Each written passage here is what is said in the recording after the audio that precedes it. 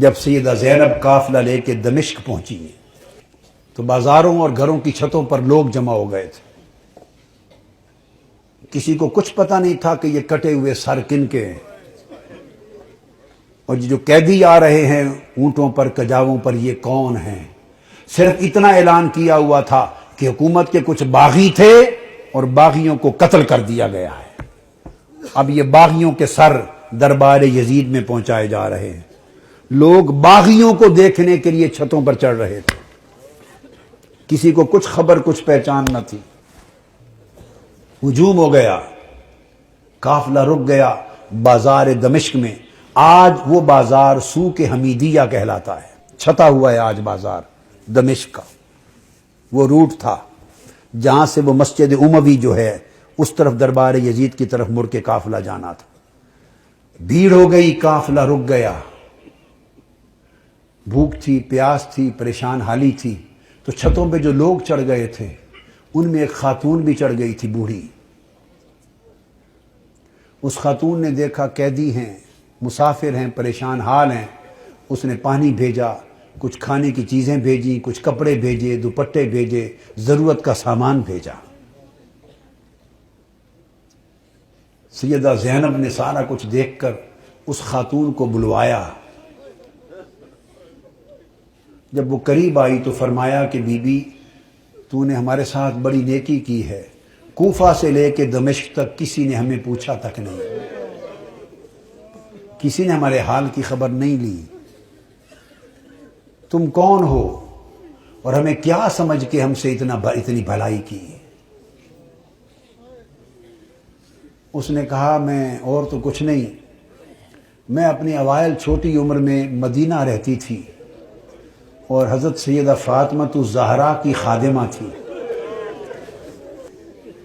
پھر جب ان کا وصال ہو گیا تو مدینہ چھوڑ کے دمشق آ گئی، پھر وہاں نہیں رہی. تو تم نے اتنی نیکی کی ہمارے ساتھ کیا سمجھ کے؟ اس نے کہا مجھے اور تو کچھ معلوم نہیں. تو جب آخری وقت تھا حضور سیدہ کائنات کا تو میں نے عرض کیا بی بی مجھے کوئی وصیت کر دیں، وصیت کی عمر بھر عمل کروں. تو انہوں نے مجھے، جانتی تھی کہ میں دمشق سے ہوں، انہوں نے مجھے وصیت کی تھی. فرمایا تھا بیٹا ایک ہی وصیت ہے، کبھی قیدی نظر آئیں تو ان سے اچھا سلوک کرنا. زندگی میں کبھی قیدی نظر آئیں تو ان سے اچھا سلوک کرنا. میں نے تو دیکھا ہے قیدی ہیں اور مجھے ان کی وصیت یاد آئی ہے. زندگی میں پہلی مرتبہ موقع ملا ہے تو میں نے سیدہ فاطمہ الزہرا کی، اپنی مخدومہ کی، میں نے نصیحت پہ عمل کر کے قیدی جان کے تو یہ سارا کچھ کیا ہے. سیدہ زینب رضی اللہ تعالی عنہ اور سلام اللہ علیہ فرمانے لگی اللہ تیرا بھلا کرے، تجھے اجر دے. بتا تو نے ہم سے اتنی نیکی کی، بھلائی کی، ہم تیرے لیے کیا دعا کریں، کیا صلہ دیں؟ ہم تو اس وقت خود مسافر ہیں، قیدی ہیں، لٹے ہیں، مظلوم ہیں، بے یار و مددگار ہیں، ہم تیرے لیے کیا دعا کر سکتے ہیں؟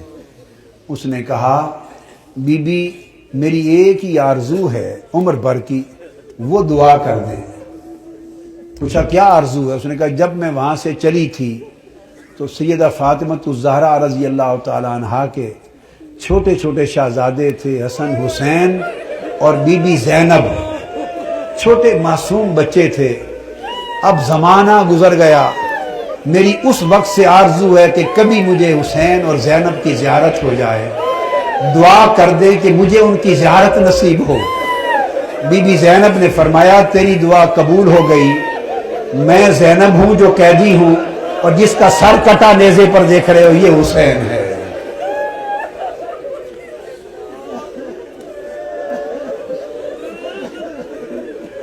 اللہم صلی علی سیدنا و مولانا محمد وعلی آلہ وصحبہ وبارک وسلم.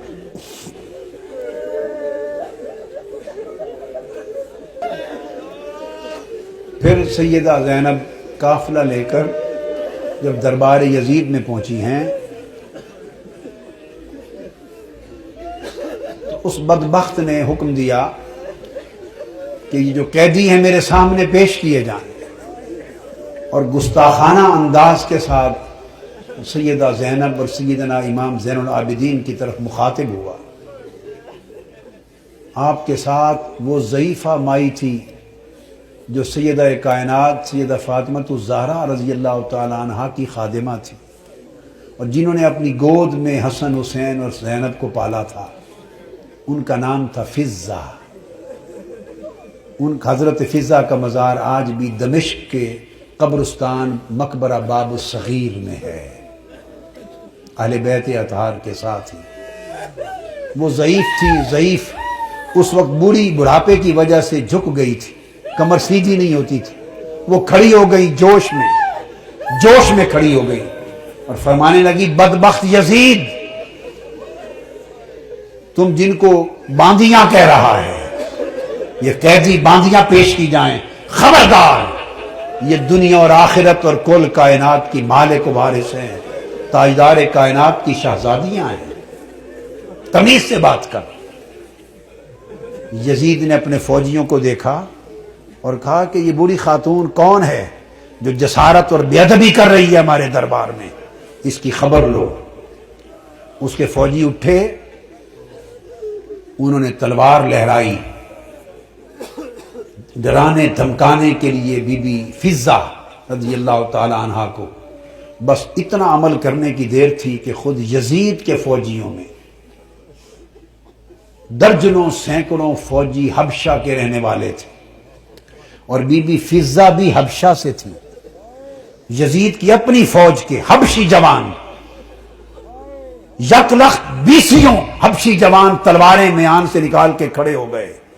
ان کی جو قومی غیرت تھی اور وطن کی حمیت تھی، اس نے جوش مارا۔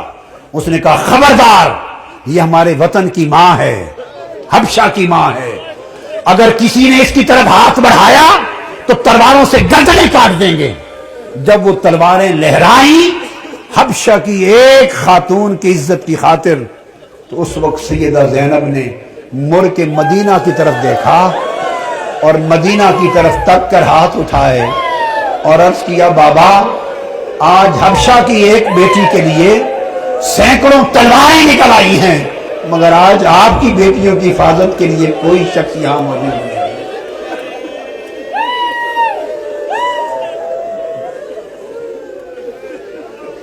اللہم صلی علی سیدنا و مولانا محمد وعلی آلہ وصحبہ وبارک وسلم۔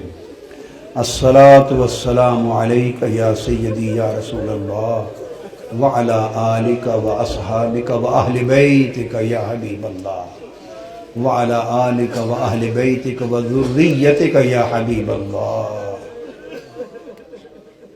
وما علینا الا اللہ۔